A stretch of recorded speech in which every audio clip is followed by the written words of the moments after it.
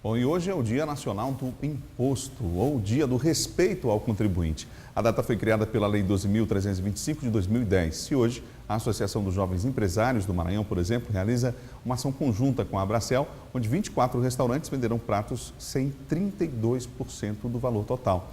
Essa percentagem é referente ao imposto que incide em cada prato. E como a tributação tem pesado no bolso do brasileiro, é sobre esse assunto que nós vamos falar agora. Estamos recebendo aqui no portal da Assembleia o economista Cursino Raposo. Doutor Cursino, bom dia. Bom dia, Cristiano. Bom dia, Alberto. Prazer estar aqui com vocês. É lugar comum falar da questão da carga tributária no Brasil, não é, professor? Mas como é que você chegou a esse ponto? Quer dizer, por que essa situação ao longo dos anos vem se repetindo e parece que não se observa aí um horizonte para solução para esse problema?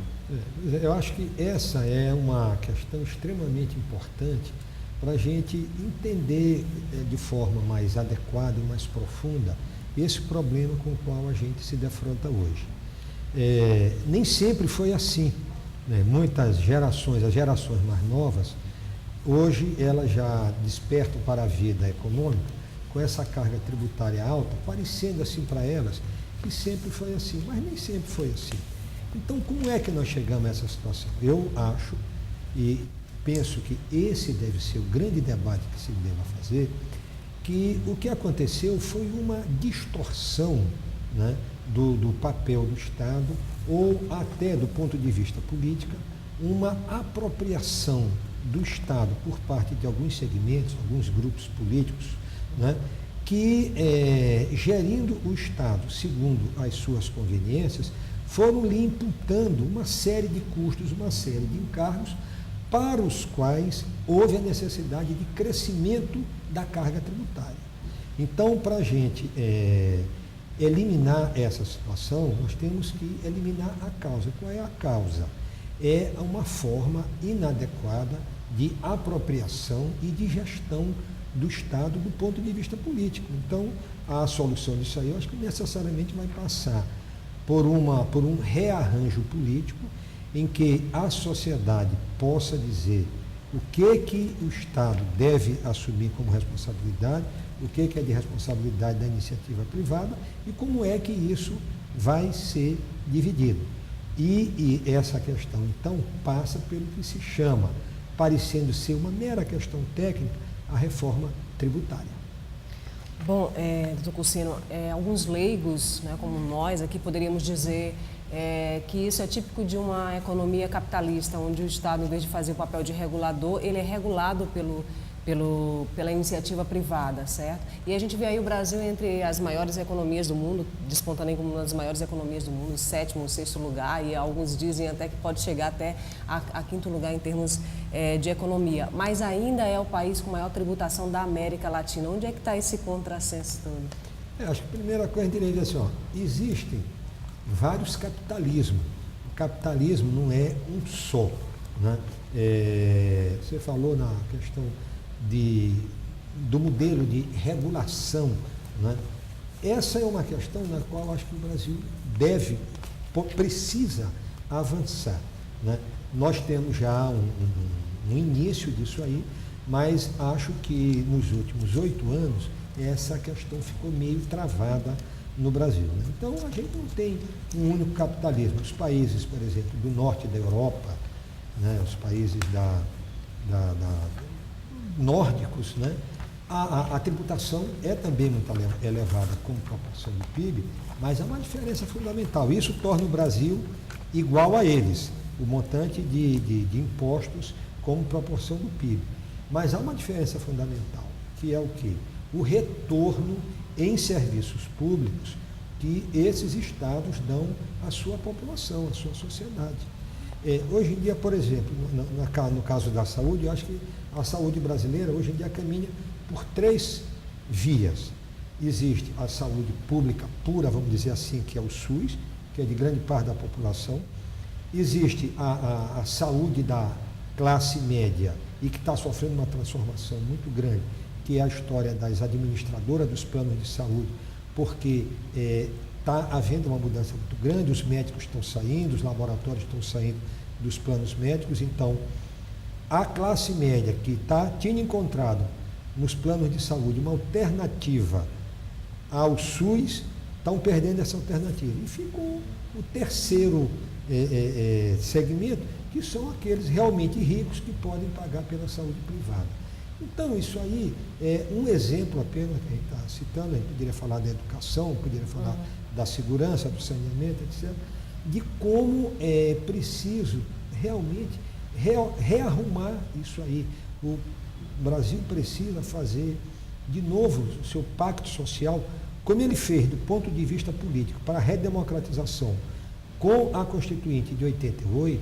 Eu acho que uma outra coisa dessa natureza, quer dizer, onde a sociedade se sente, se organize e discuta para ver como ela vai distribuir os seus encargos, precisa ser feito, porque senão os impostos vão continuar crescendo, os serviços públicos vão continuar decrescendo e todo mundo estará insatisfeito, inclusive aqueles que mais se beneficiam disso.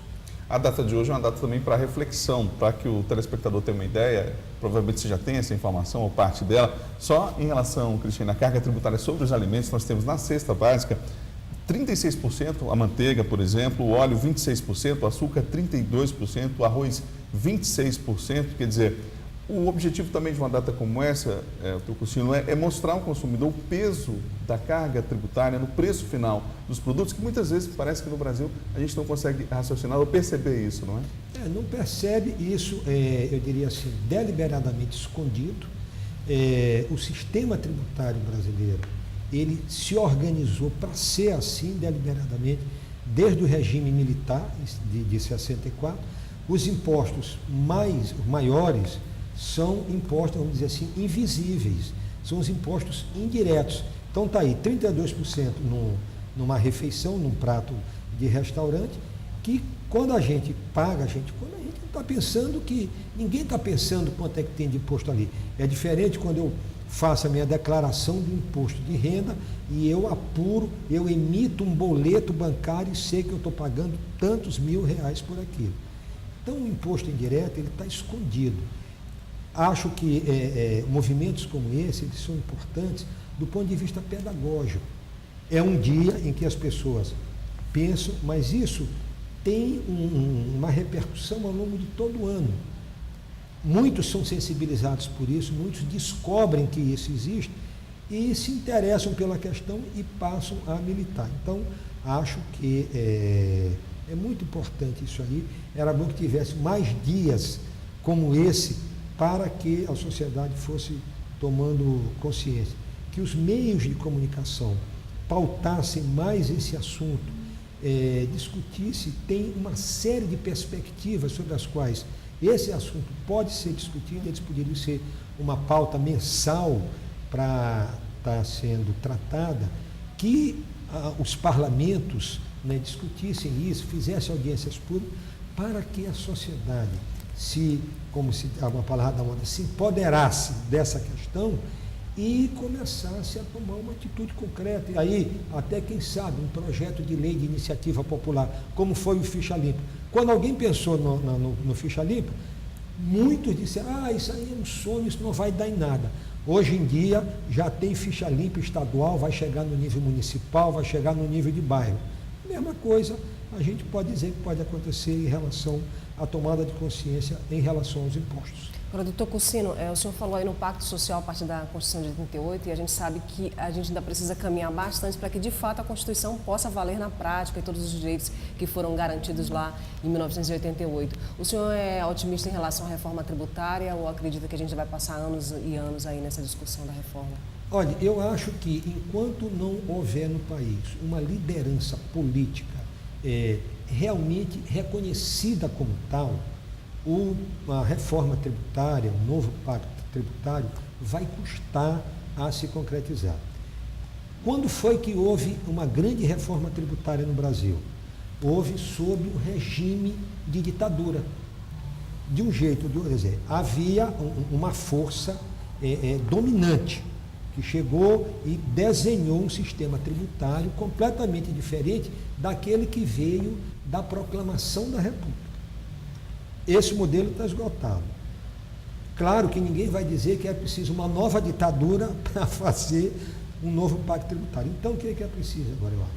Realmente que haja uma liderança política, né, que consiga mobilizar as forças políticas, as forças empresariais, os movimentos populares, a academia, para que todos esses estudem a questão, debatam a questão, vão para os lugares aonde essa questão se decidam, e aí esse novo modelo pode sair. Por enquanto, eu diria assim que eu sou pessimista, porque no cenário político brasileiro, no momento, eu acho que a gente não vê essa liderança com esse perfil. Nós estamos, eu acho que de uma forma até ruim, tornando a atividade política muito gerencial, nada contra a gestão, muito pelo contrário, mas a atividade política, ela é, antes de ser gerencial, ela é uma atividade de Estado. Nós estamos precisando de um estadista que possa puxar essa discussão. O senhor é favorável ao imposto único? Eu não tenho uma opinião absolutamente fechada sobre isso. Acho que ele tem uma série de vantagens em relação ao sistema atual, mas os problemas que ele pode trazer não são muito fáceis da gente identificar. Por isso que eu ainda não firmei uma opinião definitiva. Bom, a gente falou aí, viu a matéria a respeito do Dia da Indústria e de que forma, né, que os investimentos estão chegando para o Maranhão, com expectativa aí que o PIB dobre até 2017. Mas qual seria o segredo, né, para que todo esse investimento e tudo isso retornasse em políticas sociais para o Estado? Porque a gente vê que em grandes regiões aí onde há esses investimentos, onde estão acontecendo esses investimentos, a gente vê um aumento da pobreza. Isso não é só no Maranhão, né? Em outros estados também do Nordeste. Como é que o senhor vê essa dicotomia aí? O secretário, inclusive, da Indústria falou agora há pouco, Macedo, sobre esse desafio, não é? Da distribuição como principal foco aí da preocupação. Eu acho que esse é o grande desafio do planejamento do desenvolvimento maranhense. É uma característica da nossa economia a excessiva, não só da economia, de todas as dimensões, não, a excessiva concentração, mais de 50% da riqueza, da escola, do saneamento, da habitação, se encontram em São Luís, Açailândia, Balsas, Imperatriz, né? Em qualquer dimensão que você pegue. Então, eu acho que o grande desafio é como pegar esse PIB que vai dobrar imediatamente, está bem aí para ele dobrar, como é que esse PIB aumentado pode ser melhor distribuído? Acho que o governo tem um papel fundamental nisso, que é qual? O de realizar políticas de desconcentração do processo de desenvolvimento. Existe hoje uma metodologia muito bem dominada, muito fortemente apoiada pelo BNDES, que é a dos chamados arranjos produtivos locais. Então, com base nos arranjos produtivos locais, eu acho que pode-se formular políticas de constituição de 10, 15, 20 polos estaduais de desenvolvimento, nos quais esses arranjos produtivos seriam capazes de gerar uma atividade econômica local que atrairia esses investimentos e fixaria a população lá nos lugares onde elas vivem originariamente. Acho que esse é o grande desafio, é uma coisa possível, tecnicamente conhecida, com apoio técnico e financeiro do governo federal e a Secretaria de Indústria e Comércio, a Secretaria de Planejamento do Estado, a Secretaria de Agricultura, conhecem isso e eu penso que eles têm todas as condições para fazer isso aí e o Maranhão aproveitar-se desse novo ciclo de investimentos que está acontecendo. Para aproveitar esse ciclo, não há necessidade também de um planejamento maior? Quer dizer, o Estado do Maranhão já viu, ao longo das últimas décadas, ciclos sazonais de desenvolvimento. Mas, por exemplo, nós temos a necessidade de mão de obra na fase de implantação de alguns projetos. Na fase de manutenção do projeto, não. E o que se faz com essa demanda que foi criada, com essas pessoas que se deslocaram aqui para a capital, vindo de outros estados e do interior também? Quer dizer, não falta preparar, planejar melhor o aproveitamento, por exemplo, dessa mão de obra que vai ficar ociosa aí daqui a pouco tempo? Eu acho que no que diz respeito ao governo, a grande ação que ele tem que fazer é essa mesma, de planejamento. Planejar a constituição desses polos de desenvolvimento, regionais, planejar a capacitação da mão de obra, e o plano, o Maranhão Profissional é um plano que eu vejo como tecnicamente muito bem concebido e que vem sendo executado com competência, né? Agora, é preciso ainda muito mais planejamento. Quanto mais planejarmos, mais necessidade nós vamos ter de planejar. O momento pós-implantação dos projetos é o momento mais complexo, porque termina aquela fase de boom, a gente entra numa fase de estabilização do funcionamento da economia e uma série de sequelas que se geraram durante o processo de implantação vão se manifestar mais explicitamente. Agora, eu sou otimista quanto a isso, porque entendo que há conhecimento sobre isso, a técnica dominada para combater isso, há apoio financeiro de fora para o Maranhão. O Maranhão tem uma representação política hoje extremamente importante. O Maranhão tem um seu filho como o político, eu acho que é o mais importante da República, que é o senador José Sarney. A bancada do Maranhão é muito bem articulada. Então, as pré-condições nós temos. Acho que nesse aspecto a sociedade precisa ser muito mais ativa. Nesse aspecto eu tenho visto com muito bons olhos a movimentação da Federação das Indústrias do Maranhão, tem atuado muito fortemente.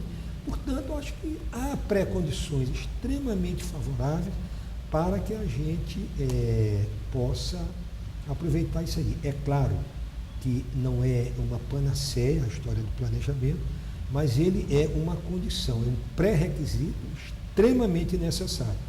Com ele, a gente pode não ter 100% de garantia que vai dar certo. Agora, sem ele, nós temos 100% de certeza que vai dar errado. Bom, agora é esperar, né, para a gente ver o que vai acontecer. É esperar e agir, né? Eu acho que esperar, nós já esperamos aí um bocado, agora é agir, é todo mundo agir. Aqui a Assembleia, as entidades empresariais, os movimentos populares, movimentos sociais, a academia, né, que eu acho que está num momento bom, a UFMA está sendo um momento muito interessante. Então, acho que tem condições muito boas para a gente, daqui a 10 anos, estar aqui olhando esse PIB dobrado e todo mundo participando dos resultados dele. Com justiça social, né? Que essas condições políticas, a riqueza natural que nós já temos, enfim, possa se transformar em melhoria de qualidade de vida para todos os maranhenses. Né? Acho que a palavra desenvolvimento humano, eu acho que diz isso com muita propriedade, que tudo isso vire desenvolvimento humano. Conselheiro Raposo, muito obrigada pela sua entrevista aqui no Portal da Assembleia. Obrigado, professor. Obrigado.